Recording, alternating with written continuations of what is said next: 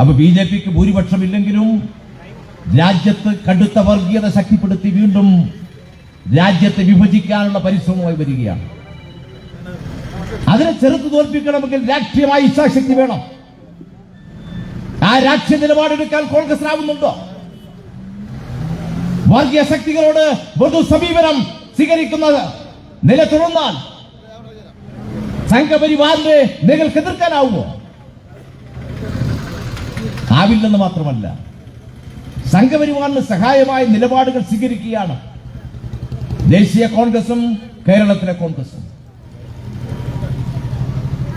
ആ കോൺഗ്രസ് ഇപ്പൊ പ്രതീക്ഷിക്കുന്നത് ഇടതുപക്ഷ ജനാധിപത്യ മുന്നണി അട്ടിമറിച്ച് കേരളത്തിൽ അധികാരത്തിൽ വരാൻ കഴിയുമെന്നാണ്. പാർലമെന്റ് തെരഞ്ഞെടുപ്പ് കഴിഞ്ഞപ്പോൾ 111 സീറ്റുകളിൽ നിയമസഭ അസംബ്ലി മണ്ഡലങ്ങളിൽ ഞങ്ങൾക്ക് ഭൂരിപക്ഷമുണ്ട്. ഞാൻ സതീശനോടും കൂട്ടരോടും പറയുന്നത് 2019 പാർലമെന്റ് തെരഞ്ഞെടുപ്പ് കഴിഞ്ഞപ്പോൾ നിങ്ങൾക്ക് 123 സീറ്റിൽ അസംബ്ലി സീറ്റിൽ ഭൂരിപക്ഷം ഉണ്ടായിരുന്നു. പക്ഷേ 2019 കഴിഞ്ഞ് 2021 തെരഞ്ഞെടുപ്പിലേക്ക് വന്നപ്പോൾ ഇടതുപക്ഷ ജനാധിപത്യ മുന്നണിക്കുണ്ടായിരുന്ന 99 പകരം 99 സീറ്റ് കൊടുത്താണ് ചരിത്ര ഭൂരിപക്ഷത്തോടെ പിണറായി വിജയന്റെ രണ്ടാം ഗവൺമെന്റിന് ഈ കേരളം സാക്ഷ്യം വഹിച്ചത്. കേരളത്തിന്റെ രാഷ്ട്രീയ ചരിത്രത്തിൽ ഒരു പുതുമയാണ്. കേരളത്തിൽ ഒരു രാഷ്ട്രീയ പാർട്ടികൾക്കും മുന്നണികൾക്കും തുടർച്ചയായി 2 തവണ അധികാരത്തിലിരിക്കാൻ അവസരമുണ്ടായിട്ടില്ല. ആ ചരിത്രമാണ് കേരളം തിരുത്തിയത്.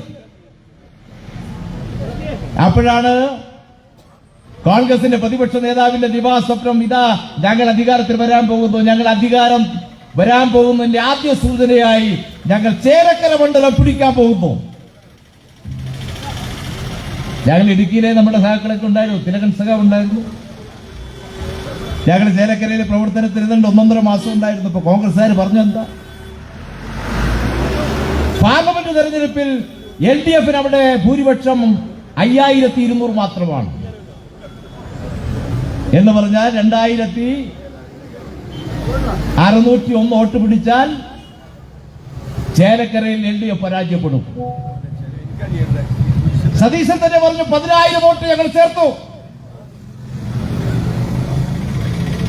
കേരളത്തിലെ കോൺഗ്രസ് നേതാക്കന്മാർ, ദേശീയ നേതാക്കന്മാർ എല്ലാവരെയും ചേലക്കരയിൽ തമ്പടിപ്പിച്ചു. എല്ലാ സാമുദായിക പ്രമാണിമാരെയും കൂട്ടിയടക്കി. അൻവറിനെ പോലെ ഇടതുപക്ഷത്ത് നിന്നവർ ജമാഅത്തെ ഇസ്ലാമിയുടെയും SDP-യുടെയും സഹായത്തോടു കൂടി വ്യാപകമായ കള്ളപ്രചാരവേല നടത്തി. അവർ പ്രചരിപ്പിച്ചത് എന്താ? LDF RSSനൊപ്പമാണ്. ആരാണ്? കേരളത്തിലെ മുഖ്യമന്ത്രി പിണറായി വിജയൻ RSSനൊപ്പമാണ്. 2 കോടി രൂപ ഇനാം ഈ രാജ്യത്തെ ഒരു രാഷ്ട്രീയ നേതാവിന്റെ തലയ്ക്ക് ഇനാം പ്രഖ്യാപിച്ചിട്ടുണ്ടെങ്കിൽ ആ രാഷ്ട്രീയ നേതാവിന്റെ പേര് സഖാവ് പിണറായി വിജയൻ എന്നാണ് എന്ന കാര്യം നിങ്ങൾ മറക്കേണ്ടതില്ല. ഒരു രാഷ്ട്രീയ നേതാവിന്റെ തലയ്ക്ക് RSS ഇനാം പ്രഖ്യാപിച്ചിട്ടുള്ളൂ. കള്ളപ്രചാരം നടത്തുകയാണ് SDP-യും ജമാഅത്തെ ഇസ്ലാമിയും മതന്യൂനപക്ഷ ഭീകരവാദികൾ. അവർ രാജ്യത്തെ RSSനൊപ്പം ഇടതുപക്ഷത്തെ ആക്രമിക്കുന്നതിന് വേണ്ടി, വർഗീയ ചേരിതിരിവ് ആക്കം കൂട്ടുന്നതിന് വേണ്ടിയുള്ള പ്രവർത്തനം അതും അവിടെ സംഘടിപ്പിച്ചു നോക്കി.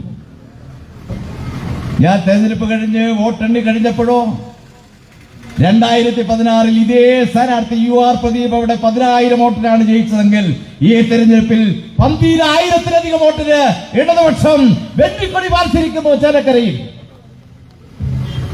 സ്വപ്നം കണ്ട് മാധ്യമ ചർച്ചകൾ നടത്തിയ കേരളത്തിലെ വലതുപക്ഷ മാധ്യമങ്ങൾ പറഞ്ഞു, UDFന് തിരിച്ചു വരാൻ ഇനിയും കാലങ്ങൾ കാത്തിരിക്കേണ്ടി വരും. രണ്ടാം പിണറായി സർക്കാർ കഴിഞ്ഞ് 3ാം LDFിലേക്ക് ഇതാ കേരളത്തിൽ ഇടതുപക്ഷം പോകുന്നു എന്നാണ് ചേലക്കര തെരഞ്ഞെടുപ്പ് കഴിഞ്ഞപ്പോൾ കേരളം തിരിച്ചറിഞ്ഞത്. ഇടതുപക്ഷം 2021 തെരഞ്ഞെടുപ്പിൽ 900 കാര്യങ്ങളാണ് ജനങ്ങളോട് ചെയ്യുമെന്ന് പറഞ്ഞത്. അതിൽ 780 കാര്യങ്ങളും പുരോഗമിച്ചുകൊണ്ടിരിക്കുകയാണ്. അടുത്ത 1.5 വർഷം കൊണ്ട് ഈ 900 കാര്യങ്ങൾ പൂർത്തീകരിച്ച് ജനങ്ങളെ 26 അഭിമുഖീകരിക്കാൻ പോവുകയാണ്. നാടിന്റെ പുരോഗതി ലോകത്തെ ഏറ്റവും മികച്ച പ്രദേശമാക്കി കേരളത്തെ മാറ്റാൻ, എല്ലാവർക്കും വിദ്യാഭ്യാസമുള്ള, ആരോഗ്യമുള്ള, പാർപ്പിടമുള്ള, തൊഴിലുള്ള നാടാക്കി കേരളത്തെ മാറ്റാൻ, ആ ലക്ഷ്യം സാക്ഷാത്കരിക്കുന്നതിന് വേണ്ടിയാണ് കേരളത്തിൽ ഇടതുപക്ഷം പോകുന്നത്. ഇടുക്കി ജില്ലയെ മലയോര ജില്ലയാണ്, നമുക്കെല്ലാം അറിയാം. അവിടെ പരിഹരിക്കാതിരുന്ന ഭൂപ്രശ്നം പരിഹരിക്കാൻ നിലപാട് സ്വീകരിച്ച ഗവൺമെന്റിന്റെ പേര് LDF എന്നാണ്. അതിന്റെ ചട്ടങ്ങളും റൂളുകളും എല്ലാം വരുന്നതോട് കൂടിയേ പതിറ്റാണ്ടുകളുടെ കാത്തിരിപ്പിന് വിരാമമാവുകയാണ്. 3.5 ലക്ഷം ആളുകൾക്കാണ് പട്ടയം വിതരണം ചെയ്തത് ഈ ഗവൺമെന്റ് കാലത്ത്. നമ്മുടെ രാജ്യത്തെ പബ്ലിക് സർവീസ് കമ്മീഷനുകളെല്ലാം നിയമനം അവസാനിപ്പിച്ചപ്പോൾ രാജ്യത്ത് ഏറ്റവും അധികം നിയമനം നടത്തിയ ഗവൺമെന്റിന്റെ പേര് LDF ഗവൺമെന്റ് ആണ് എന്നാണ്. ഞാൻ എല്ലാ വിശദാംശങ്ങളിലേക്ക് പോകുന്നില്ല. ഈ കേരളത്തിലെ ജനങ്ങളുടെ ഇച്ഛ അനുസരിച്ച് അവിടെ ജീവിതത്തിലെ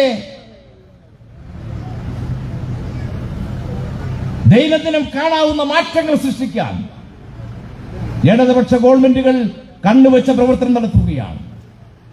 പട്ടിണിയില്ലാത്ത, അതിദരിദ്രരായ മനുഷ്യരില്ലാത്ത നാടായി 25 നവംബർ മാസം 1-ാം തീയതി കേരളം പ്രഖ്യാപിക്കപ്പെടാൻ പോവുകയാണ്. എല്ലാവർക്കും വീടുണ്ടാക്കുന്നതിന്റെ ഭാഗമായി 5 ലക്ഷം ലൈഫ് ഭവന പദ്ധതിയിൽ വീട് പൂർത്തീകരിച്ചു. ഏതാണ്ട് 3.5 ലക്ഷം കൂടി പൂർത്തീകരിച്ചാൽ കേരളം സമ്പൂർണമായ വീടുള്ള ഒരു സംസ്ഥാനമായി മാറും.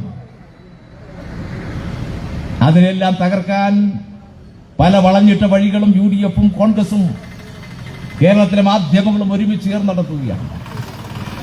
ഓരോ ദിവസവും ഓരോ കള്ളപ്രചാര വേല ഇടതുപക്ഷ ഗവൺമെന്റിനെതിരായി ഇങ്ങനെ പ്രചരിപ്പിക്കുക. മനോരമ നോക്കിയാൽ 8 പേജ് ഉണ്ടെങ്കിൽ 6 പേജിലും CPM-നെതിരായിട്ടുള്ള വാർത്തയായിരിക്കും.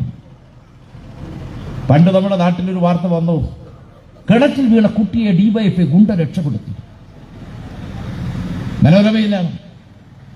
അപ്പൊ മനോരമ എഡിറ്ററെ വിളിച്ച് ചോദിച്ചു, ഒരു നല്ല കാര്യമല്ലേ DYFI-ക്കാർ ചെയ്തത്? ഇപ്പൊ 20 കോടിയാണ് വയനാടിനെ സഹായിക്കാൻ DYFI എന്ന യുവജന പ്രസ്ഥാനം മാത്രം സമാഹരിച്ച് കൊടുക്കുന്നതിന് 20 കോടി. അപ്പൊ മനോരമയുടെ ലേഖകൻ പറഞ്ഞു, അത് കാര്യമൊക്കെ ശരിയാണ്, പക്ഷെ ഇവിടെ DYFI-യുടെ കൂടെ ഗുണ്ട എന്ന അച്ചു മാത്രമേ ഇവിടെ ഉള്ളൂ, അതുകൊണ്ടാണ് അങ്ങനെ വന്നത്.